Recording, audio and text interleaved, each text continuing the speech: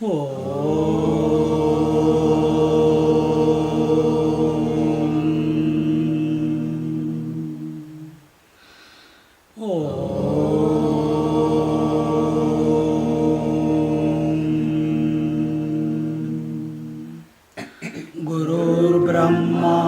गुरुर्विष्णुः गुरुर्देवो महेश्वरः गुरुरेव परं ब्रह्मा तस्मै श्री गुरवे नमः तस्मै श्री गुरवे नमः तस्मै श्री गुरवे नमः.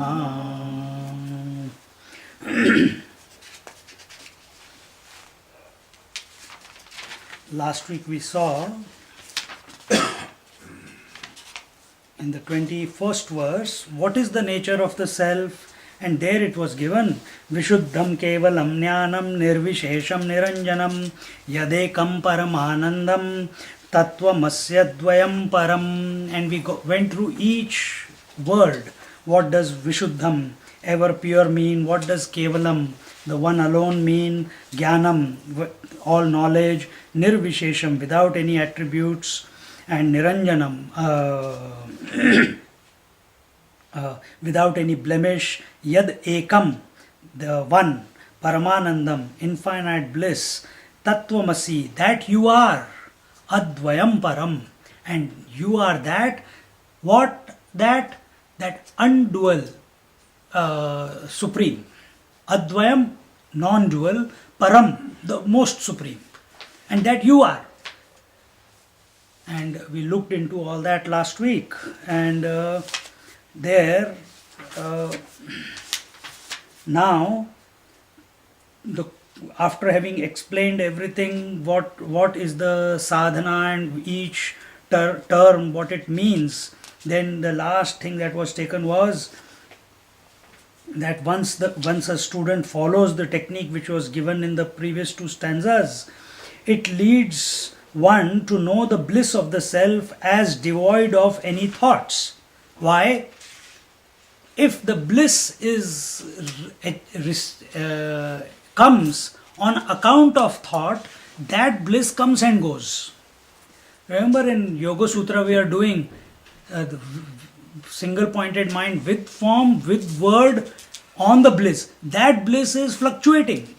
It's on account of remembering the form or the name of the Lord. So that is not the Satchidananda. That is not the real Anand. That is a temporary Anand, which comes only on account of remembering something. That also is a thought. So we are not talking about that thought. So which is devoid of any thought, what is popularly known as Nirvikalpa Anand, the bliss of self. At this stage, a seeker is likely to come across an obstacle in self-knowledge, which is that it is devoid of any thought, vrittis, and if thought arise, it will take one away from one's own real nature. And this is what happens. That is why Nirvikalpa Samadhi is not the samam bonum of spirituality. Because that fear will always be there. I don't want to come out. I want to remain in Nirvikalpa Samadhi. If that thought comes, I want to remain in Nirvikalpa Samadhi, understand, agitation has started. Isn't it? Because Nirvikalpa Samadhi is not something that you can create. Now you are desiring Nirvikalpa Samadhi, and if you don't get Nirvikalpa Samadhi, what is going to happen? Agitation, misery. So now you don't want to come out, but you will come out. There is no other way. So naturally, the next point of if an intelligent seeker is there, he will ask, how can I make this experience of Nirvikalpa Samadhi a permanent one which is 24/7? It is not only temporary on the seat of meditation. How can I expand it? Is there a way that even with my eyes open I can be in that state? Or it has to be only when I have got my eyes closed? Isn't it? And this fear is there. See? And if, as long as even a little bit fear is there, till then a realization is not possible. So here this, what do you call, the seeker is bringing about a doubt that, or the teacher has observed that many students have gone through this, probably he has also gone through, therefore he can observe, and that is, when I am in the niruddha state, when I am in the state of no thought, that is nirvikalpa samadhi, when the thoughts arise, they will take me away from myself. Why? What happens when the thoughts come? What happens? Immediately that consciousness which was witnessing the no thought state becomes identified with the thoughts, isn't it?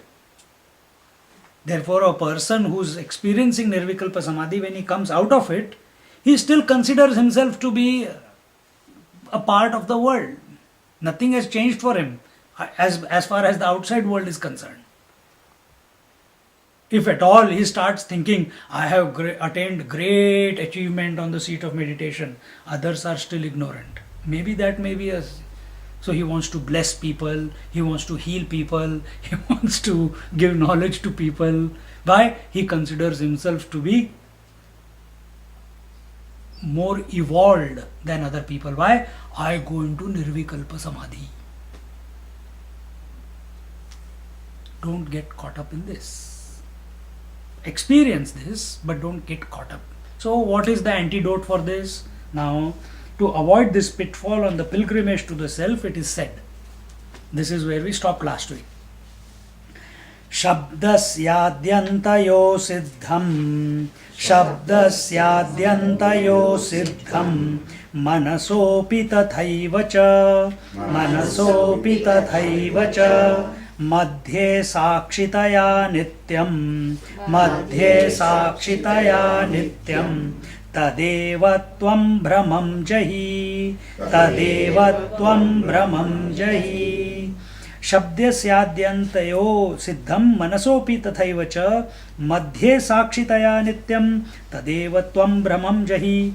Here he says that which was before the creation of the world and remains after the dissolution, that which remains as a witness during the existence of the world, that ever-present self alone are you and not other. Is your delusion about self-knowledge? Abandon it. Similar is the case with the mind and its witness, etc.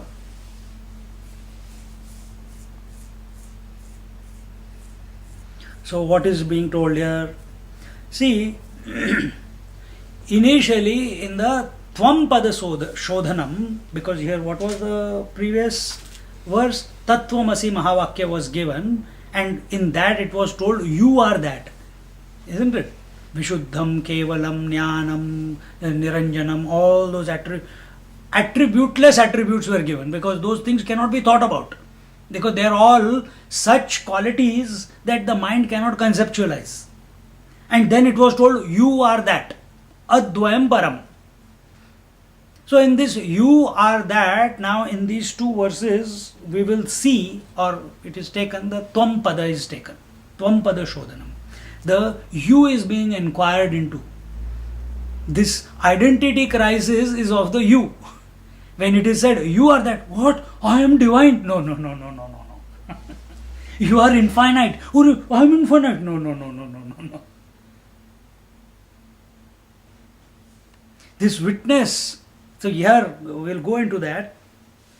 So when a person is on the seat of meditation, here it says, when one is contemplating on his real nature as Satchidananda, he often tries to deny the world of plurality, but this is not necessary. Whether the thoughts appear in the mind or don't appear in the mind, how does it matter? But we have been brainwashed.